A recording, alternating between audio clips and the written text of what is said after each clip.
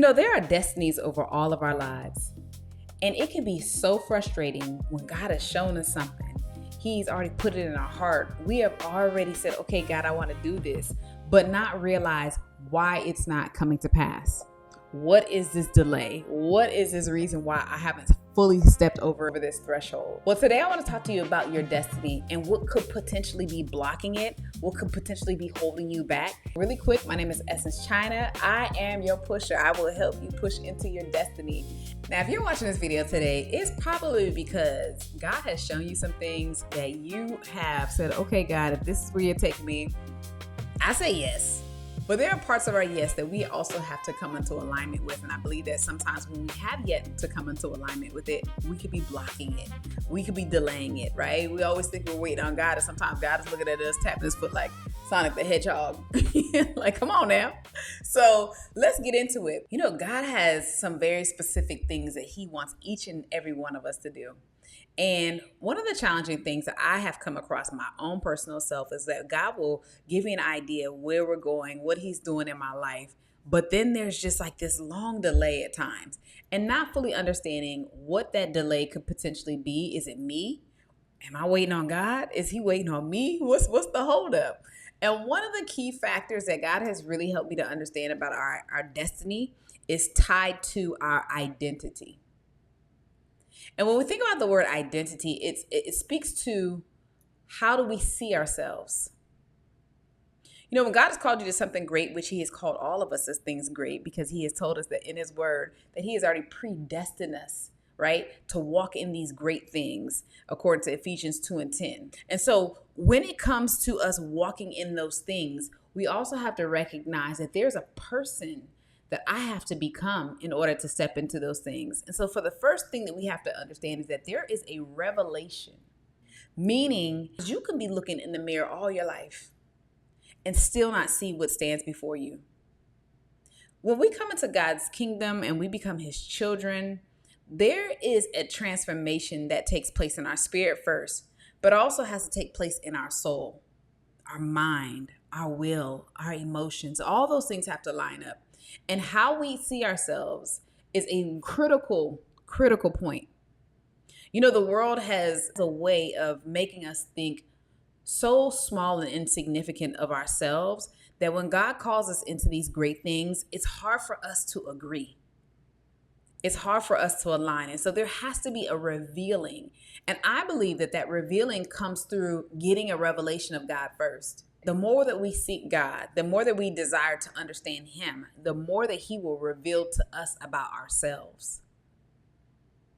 God will be able to help you take off almost the blinders to be able to see you as he sees you, so you can begin to re-identify yourself and walk in the things that he's called you to walk in. So there has to be a revelation. God, who are you? And who am I? Because sometimes we disqualify ourselves from the destiny that God has already spoken to us just because we lack to come into agreement. It's like, okay, God, you showed me that, but there's still a little tension within my heart and in my mind because I still don't even see how I can do that. And I say that because I personally have walked through these same things. When God began to re-identify me and tell me, okay, this is where I'm taking you next. And it required and it challenged me to shift my thinking to get a different and deeper revelation of who he's called me to be. And so there has to be a revelation. Point number 2, there has to be an embracing and acceptance of who you are. And this speaks to you being authentic. So the framework I'm spelling out is RARE. So RARE. And so for the second word, it is your authenticity.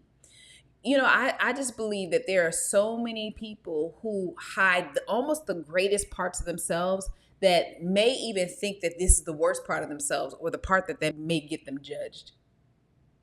But when we don't understand that it's the very things that make us unique that draws people for our assignment. There are people that are assigned to your voice, the way that you do things. And when we almost kind of shy away from being authentically ourselves, it doesn't allow for those people to find us. It doesn't allow for us to even fully walk into that thing because I don't like my voice. or I don't think that I'm qualified, or I don't think that, I have it. And God is saying you have it, but you have to embrace who I've made you to be. If you talk loud, if you talk fast, you know what I mean? Like, no matter whatever the gift that God has given you and the way that he's calling you to administer it to the people, it's going to be in a very unique way. And I was just thinking, I was doing some research on our voices. And we have to understand how unique our voice is. And I think that it speaks beyond our voice, our expression. So when you embrace how authentic your expression is, other people will too. And so sometimes we're wondering, God, why is my destiny delayed? It's just because there are some things about you that you may be rejecting out of needing a deeper self-love, a deeper acceptance of how God has made you. I'm going to give you an example. Me personally, the reason why I use the example of voice is because I did not like my voice. I hated the fact that I was from Arizona. I hated the fact that people told me I sound proper. And because of that, it caused me to try to fit in and sound like other people, right? And there was a point in time where I just was like, I didn't want to do it anymore, but I also recognized that I had to cross over the threshold of beginning to embrace and love my own voice. Now you can't stop me from talking, right? But no matter what it is that God has given you, do not disqualify yourself because there are parts about you that you are challenged to accept. Because as you begin to accept those things and love those things and show up, it's going to cause you to further accelerate into your destiny. The third letter, R, R-A-R. It's talking about getting ready. Sometimes we don't understand why we have yet to fully step into the things that God has called us into, and we're in this pattern of delay. It's because there are skills that we have to get. There are environments that we have to be in. There is equipping that has to take place. And so we have to position ourselves to get ready. If God is showing you whatever he may be showing you, it may be requiring you to go study. I'll give you an example. When God called me to open a salon, even though I had no clue of how to open a salon, I had even disqualified myself from stepping into it, honestly, because I really thought that, I wasn't, I was comparing myself to other people who are business owners and thinking that I needed to look like this or to do this or have this experience. And God was saying no. But in the process of me doing that, one of the things that God called me to do is to get ready. And that readiness was just researching the equipment. That readiness was just sketching out what I wanted my salon to look like. Like the vision that he's giving me in my head, have you documented it yet? This is a part of preparation. Have you taken inventory of the people who are around you? Because there may be some blocks in your life. There may be some people who you are constantly people pleasing. And so it's not allowing you to fully step into what God has called you to do. These are points of getting ready, taking inventory, doing research, right? Putting yourself in position for God to bless it. And the fourth letter, R-A-R-E, is you have to embody. You have to begin to step fully into this identity. I remember when God was calling me to speak, and I did not see myself as a speaker whatsoever. And then God began to send people that was confirming and giving me prophetic words. And as people began to give me prophetic words concerning what God had already revealed to me, I had to learn how to embody it in my heart and in my mind. Okay, God, you said this.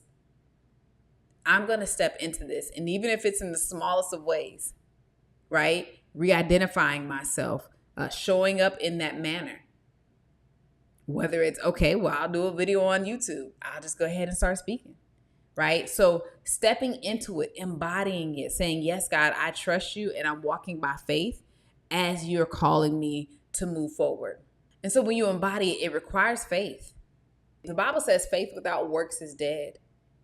And so if he said it, I question to you, what area of your life do you feel like may be blocking it? Sometimes it's timing. But the question is, even during that time, what do you need to be doing to align yourself with the will of God? As you begin to answer these questions, have I got a revelation? Have I accepted who God has made me to be authentically? Have I prepared myself by getting ready, taking a look at people around me? What am I even intaking? What movies am I watching? What podcasts am I listening to? Am I doing the study and research where God is calling me to be? Right? And have I fully in faith embodied it and begin to take the steps of faith to walk in that? And I believe that those 4 things are what cause you to be in position as God chooses to elevate you. Stay tuned to the next video, and I'll see you next time.